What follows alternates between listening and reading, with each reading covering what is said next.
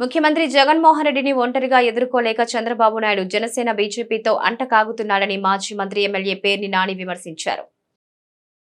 ముఖ్యమంత్రి జగన్మోహన్ రెడ్డిని ఒంటరిగా ఎదుర్కోలేక చంద్రబాబు నాయుడు జనసేన బీజేపీతో అంటకాగుతున్నాడని మాజీ మంత్రి ఎమ్మెల్యే పేర్ని నాని విమర్శించారు. రాష్ట్రానికి ప్రత్యేక హోదా ఇవ్వని, విభజన హామీలు నెరవేర్చని, పోలవరానికి నిధులను ఇవ్వని ప్రధాని నరేంద్ర మోడీతో చంద్రబాబు ఎన్నికల పొత్తుకు అరులు చాచడం దారుణమని ఆయన అన్నారు. బీజేపీ రాష్ట్రానికి చేసిందేం లేదని, ప్రధాని మోడీ రాష్ట్రానికి ద్రోహం చేశాడని విమర్శించిన చంద్రబాబు ప్రస్తుతం రాజకీయ అవసరాల కోసం రాష్ట్ర ప్రయోజనాలు విస్మరించారన్నారు. బీజేపీతో చంద్రబాబు జరిపిన చర్చలు బహిర్గతం చేయాలని ఆయన డిమాండ్ చేశారు. అంటే 5 ఏళ్ల క్రితం 2014లోనేమో భారతీయ జనతా పార్టీ దేశానికి చాలా అవసరం, ఈ రాష్ట్రం బాగుపడాలంటే భారతీయ జనతా పార్టీతో కలిసి వెళ్ళాలని చెప్పి మాట్లాడి వాళ్ళతో చట్టాపట్టాలు వేసుకుని 4 ఏళ్ళు వీళ్ళ ప్రభుత్వంలో వాళ్ళు, వాళ్ళ ప్రభుత్వంలో వీళ్ళు కలిసి కాపురం చేసి చివరి 6 నెలల్లో ఈ రాష్ట్రానికి మోడీ ద్రోహం చేశాడు, ఈ రాష్ట్రానికి బీజేపీ పార్టీ ద్రోహం చేసింది, ప్రత్యేక హోదా ఇవ్వలేదు, మరి అది ఇవ్వలేదు, ఇది ఇవ్వలేదు, ఏం చేయలేదు, పోలవరానికి సరిగ్గా డబ్బులు ఇవ్వలేదు, ఇట్లాంటివన్నీ కూడా మాట్లాడి బూతులు తిట్టినటువంటి వ్యక్తి. నాకు భార్య ఉంది, నాకు కొడుకున్నాడు, నాకు మనవడు ఉన్నాడు, కానీ మోడీకి ఎవరున్నారు? భార్య లేదు, కుటుంబం లేదు, కుటుంబం లేనోడు నాతో పోటీనా? ఏం చేస్తాడు? ఈడీ ఉంది, ఈడీతో బెదిరిస్తావా?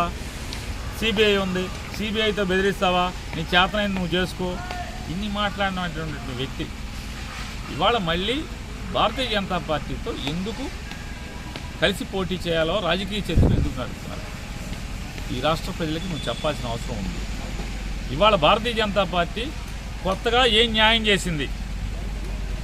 2018 నుంచి 2024 లోపు భారతీయ జనతా పార్టీ ఏం న్యాయం చేసింది ఈ రాష్ట్రానికి? ప్రత్యేక హోదా ఇచ్చేసిందా? లేదా రైల్వే జోన్ ఇచ్చేసిందా? లేదా ఒక పోర్టు నిర్మాణం చేసిందా? లేదా కడపలో స్టీల్ ఫ్యాక్టరీ నిర్మాణం చేసిందా? లేదా ఈ రాష్ట్రానికి ఏమన్నా ఎనలేని సాయం చేసిందా? పోలవరంలో నిర్వాసితులకు నయా పైసా వేయలేదు, డ్యామ్ కట్టి డ్యాంలో నీళ్లు నిలబెట్టాక అవకాశం లేదు. ఎందుకని? డ్యాంలో నీళ్లు నిలబెడితే ఊర్లు మునిగిపోతాయి, ఊర్లు మునిగినాక పర్లేదంటే వాళ్ళకి డబ్బులు ఇవ్వాలి, నయా పైసా డబ్బులు ఎవరు? 15,000 కోట్లు కడతామని చెప్పని ఒప్పుకుని కూడా ఈ రోజుకి వాళ్ళ దగ్గర రైతుల బ్యాంక్ అకౌంట్లు ఉన్నా కూడా నిర్వాసితులకి నయా పైసా ఇంతవరకు జమ చేయలేదు. కడప స్టీల్ ఫ్యాక్టరీకి ఐరన్ ఓర్ కేటాయించలేదు, లేదా కనీసం కడప స్టీల్ ఫ్యాక్టరీలో మేము ఇంత వాటా పెడతామని చెప్పని ఇంతవరకు చెప్పలేదు. అలాగే రామాయపట్నం పోర్ట్ చట్టంలో రామాయపట్నంలో లేదా దుగరాజపట్నంలో ఒక పోర్టు నిర్మాణం చేయొచ్చు అంటే రాష్ట్ర ప్రభుత్వానికి కేంద్రం తరఫున ఒక్క పోర్టులో ఏమన్నా సాయం చేశారా? ఒక పోర్టు నిర్మాణం చేశారా? రాష్ట్రం విడిపోయి 10 ఏళ్ళు అయిపోయింది. లేదా విద్యా సంస్థలు, హైదరాబాద్లో ఎన్నో విద్యా సంస్థలు, కేంద్ర విద్యా సంస్థలు ఇక్కడికి ఈ రాష్ట్రంలో ఇంతవరకు ఏమన్నా కేటాయించారు?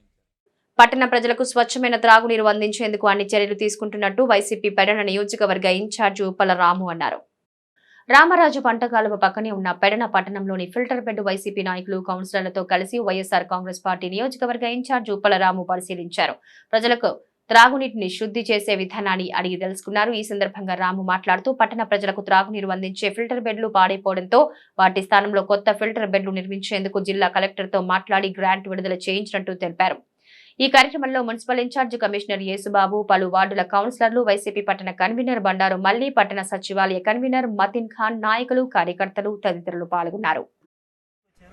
15 HP మోటార్ ఒకటి, అట్లాగే మోటార్లు, అలాగే రిమైనింగ్ ఒక ఫెన్సింగ్ ఒకటి, అట్లా 4 వాల్స్ ఒకటి పోయినాయి. ఈ వాల్స్ అట్లాగే ఈ వేస్ట్ వాటర్ ఏదైతే ఉందో మనం దానికి పోవడానికి కూడా ఒక పాండ్ ఒకటి కావాలని చెప్పారు. ఇట్లా ఏ ఫెన్సింగ్ కానీ, పాండ్ కానీ, వాల్స్ కానీ, మోటార్లు కానీ, అలాగే శాండ్ మీడియా, ఫిల్టర్ మీడియా ఇవన్నీ కూడా ఈ నెలాఖరు లోపుగా సాధ్యమైనంత వరకు టెండర్ ప్రక్రియ పూర్తి చేసుకుని మున్సిపల్లో ఆమోదం పొంది టెండర్ ప్రక్రియ పూర్తి చేసిన మీదట ఖచ్చితంగా వచ్చే వేసవి కాలంలో ఇప్పటికంటే కూడా మెరుగైన వాటర్ని మేము పట్టణ ప్రజలందరికీ కూడా దాదాపు 40,000 జనాభా ఉంది. ఈ 40,000 జనాభాకి కూడా ఖచ్చితంగా స్వచ్ఛమైన తాగునీరు ఇవ్వడానికి అధికారులందరూ కూడా సిద్ధంగా ఉన్నారు. ఆ పనులన్నీ కూడా మేము పూర్తి చేసే బాధ్యత తీసుకుంటాం, చైర్మన్ గారు, మేము, కౌన్సిలర్స్ కూడా. అట్లాగే మరి నాన్ అమృత్ స్కీమ్ కింద ఏఐబి నుంచి 96 కోట్ల రూపాయలు ఆల్రెడీ శాంక్షన్ అయ్యి ఉండి మరి ఊడూరు దగ్గర నుంచి కూడా పెడన్న వరకు మనం రా వాటర్ తీసుకొచ్చే పైప్ లైన్ ఒకటి దగ్గర కొంత పూర్తి అయిపోయింది. అలాగే ఒక ఈఎల్ఎస్ఆర్ 1000 KL ట్యాంక్ కూడా ఇక్కడ ఏర్పాటు చేయాలి. రిమైనింగ్ 7.5 KLకి సంబంధించినటువంటి అంటే 7.5 లక్షల లీటర్ల సామర్థ్యం ఉన్నటువంటి ప్యూరిఫికేషన్కి సంబంధించినవి కూడా ఈ ట్యాంక్స్ ఇవన్నీ కూడా అంటే ఇవన్నీ ఇప్పుడు జరగవు, అంటే ఇంత షార్ట్ స్పాన్లో జరగవు కాబట్టి ఖచ్చితంగా అవన్నీ కూడా ఆల్రెడీ శాంక్షన్ అయ్యి ఉన్నాయి కాబట్టి ఇబ్బంది ఏం లేదు. అవి వాటిని ప్రాసెస్లో పెట్టి ఖచ్చితంగా మనం ఎలక్షన్తో సంబంధం లేకుండా పరాసుపేటలోని శ్రీ కనకదుర్గ ఆలయంలో అమ్మవారికి ప్రత్యేక పూజలు జరిపి భక్తులకు అన్నదానం నిర్వహించారు. పరాసుపేటలోని శ్రీ కనకదుర్గ ఆలయంలో అమ్మవారికి ప్రత్యేక పూజలు జరిపి భక్తులకు అన్నదానం నిర్వహించారు. నెలలో 2వ శుక్రవారం సందర్భంగా అమ్మవారిని విశేషంగా అలంకరించి ప్రత్యేక పూజలు జరిపారు.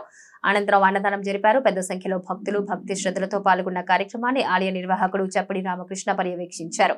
ప్రతి నెల 2వ శుక్రవారం అమ్మవారికి ప్రత్యేక పూజలతో పాటు భక్తులకు అన్నదానం జరుపుతున్నట్టు తెలిపారు.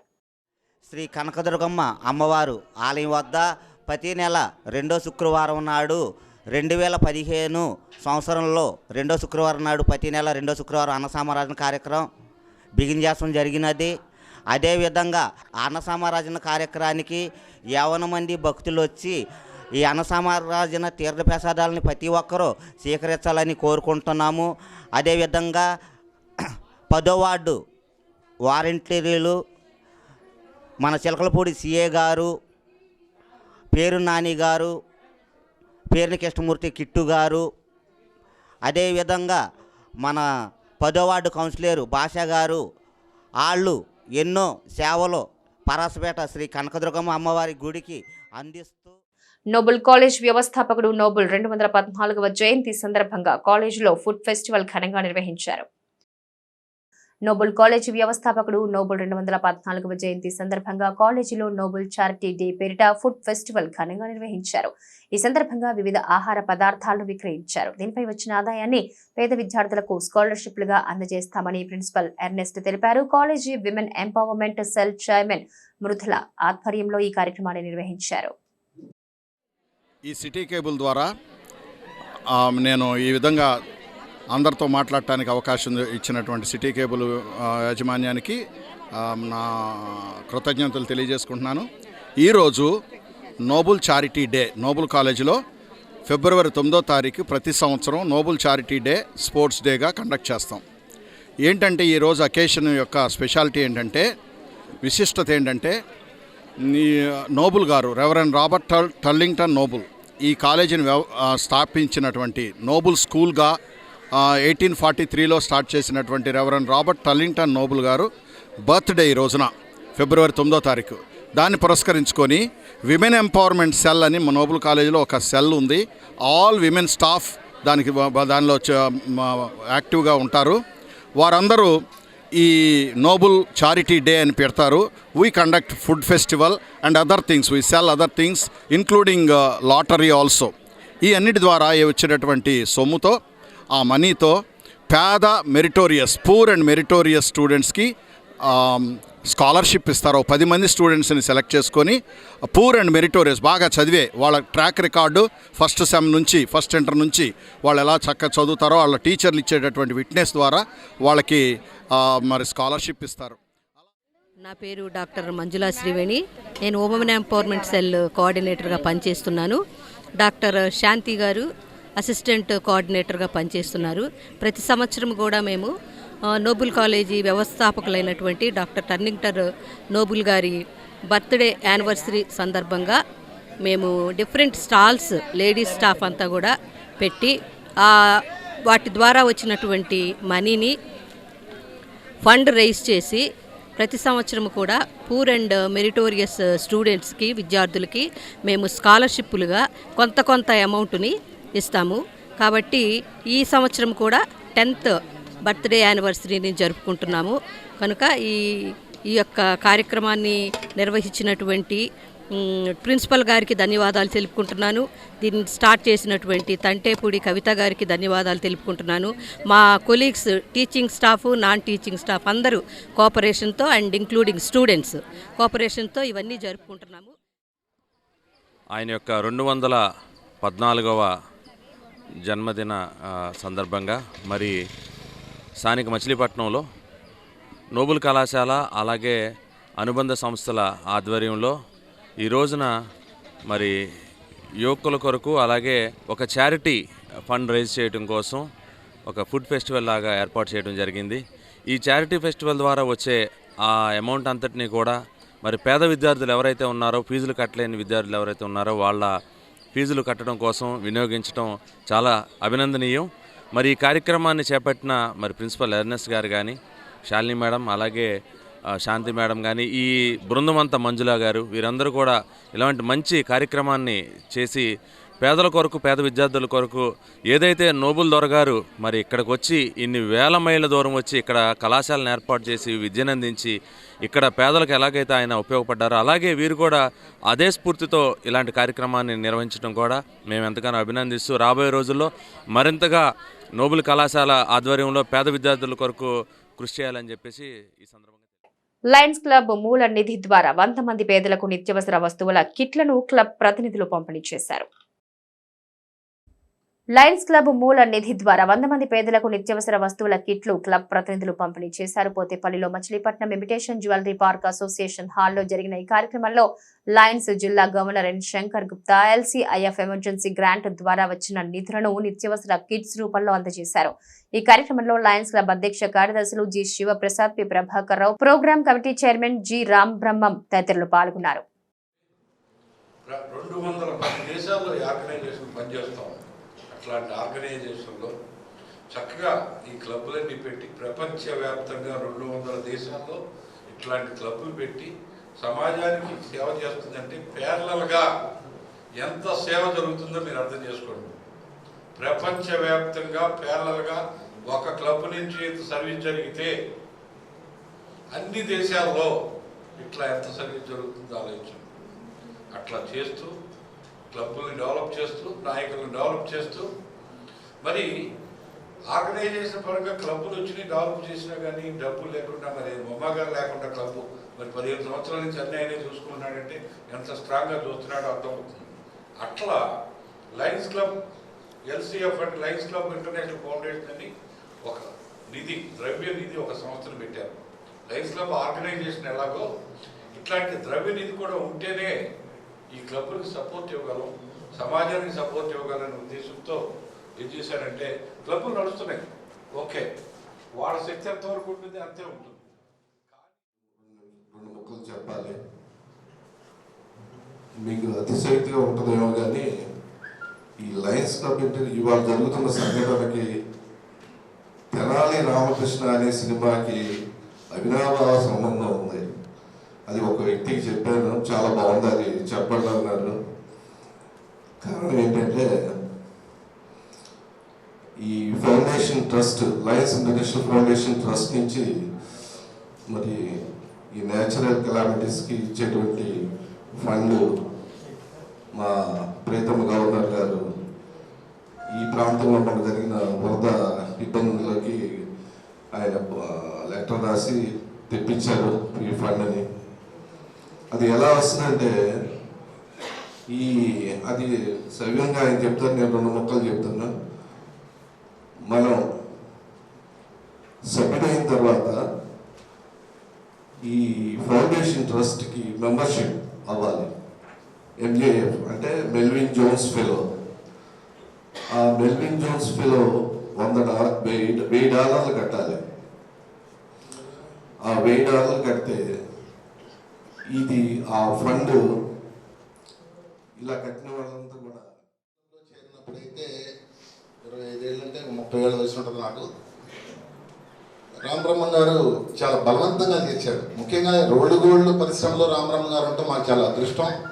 మా రోడ్డు గోల్డ్ పరిశ్రమలో వాళ్ళని చాలామందిని తీసుకెళ్ళి ఆయన దాంట్లో జాయిన్ చేయడం కానివ్వండి, అలాగే ఈరోజు జ్యువెలరీ పార్క్లో ఈ కార్యక్రమాన్ని ఏర్పాటు చేసినటువంటి ఈ అంశం కానివ్వండి, ఇదంతా కూడా రోడ్డు గోల్డ్ చుట్టూ జరగడం కూడా మా ఆనందానికి పెద్ద ముఖ్య కారణమైనటువంటి సందర్భం.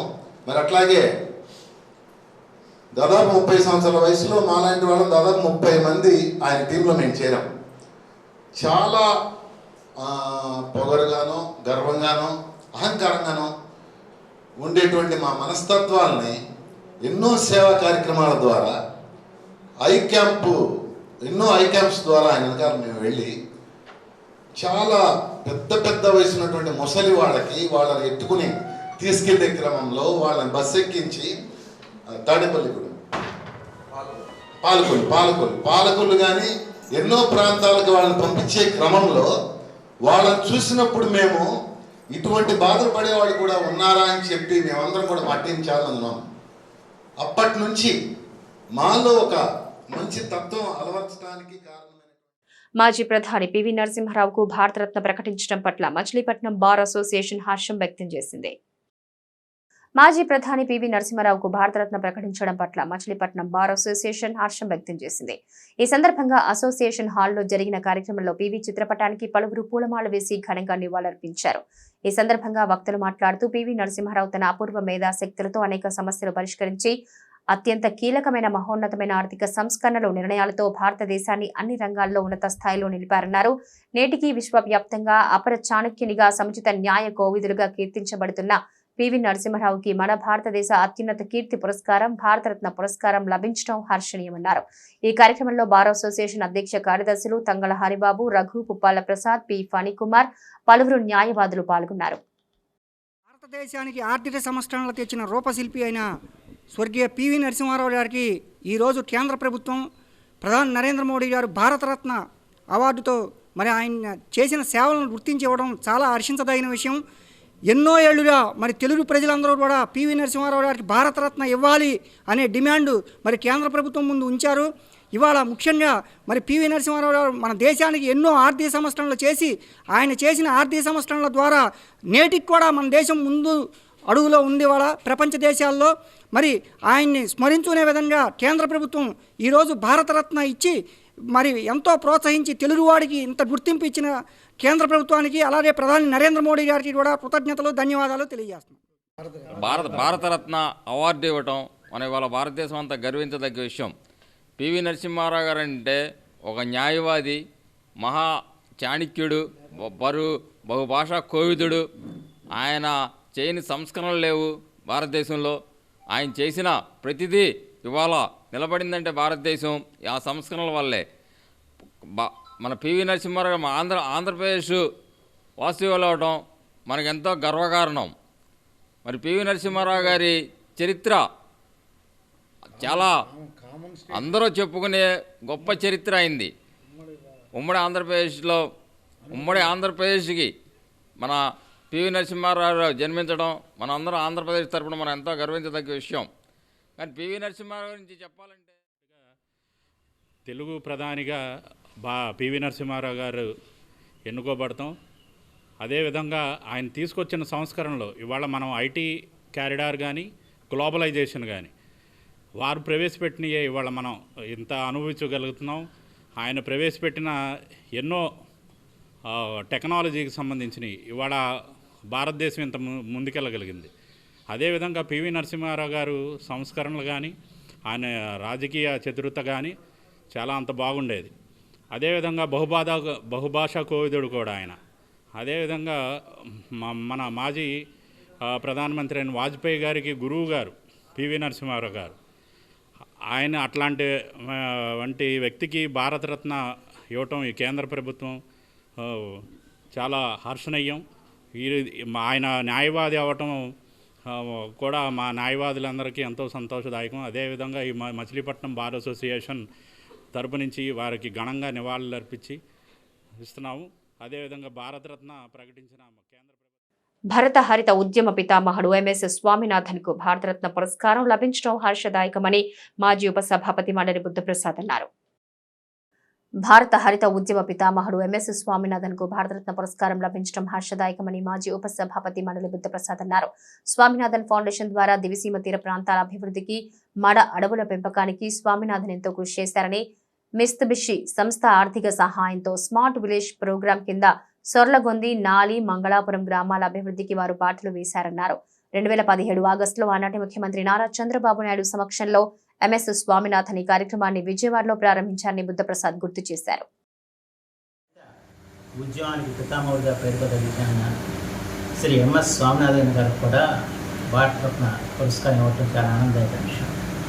ఎందుకంటే దివిసేవలో తీర ప్రాంత గ్రామాల అభివృద్ధికి స్వామినాథన్ ఫౌండేషన్ ద్వారా శ్రీ ఎంఎస్ స్వామినాథన్ గారు ఎనలేని సేవలు అందించారు. ప్రత్యేకించి ప్రకృతి వైపరీత్యాల నుంచి పరిరక్షణ కోసం అని చెప్పి తీర ప్రాంత గ్రామాల్లో మడ చెట్ల పెంపకాన్ని వారు పెద్ద ఎత్తున చేపట్టేలాగా చేశారు. అంతేకాకుండా ఈ స్మార్ట్ విలేజ్ ప్రోగ్రాం వచ్చినప్పుడు మిట్సుబిషి అనే జపాన్ సంస్థ యొక్క ఆర్థిక సహకారంతో అవనిగడ్డ నియోజకవర్గంలోని సొర్లగొంది, నాలి, మంగళాపురం గ్రామాలని దత్తత తీసుకుని ఆ 3 గ్రామాల్లో కూడా మౌలిక సదుపాయాలు కల్పించడానికి స్వామినాథన్ గారు విశేషం కృషి చేశారు. ఆ సందర్భంలో వారు 2015 సంవత్సరంలో విజయవాడ రావటం, ఈ కార్యక్రమాన్ని ఆనాటి ముఖ్యమంత్రి శ్రీ నారా చంద్రబాబు గారి చేతుల మీదుగా ప్రారంభించారు. ఆ సమావేశంలో మేము వారితో కలిసి పాల్గొని అవనిగడ్డ నియోజకవర్గ ప్రజల తరఫున కృతం చెప్పే అవకాశం నాకు కలిగింది. అలాంటి మహనీయుడు మన దేశంకి ఆయన అనేక విశేషమైన సేవలు అందించారు. వారికి నా హృదయపూర్వకమైన ఈ సందర్భం నివాళులు అర్పిస్తూ వారికి కూడా భారతరత్న ఇచ్చినందుకు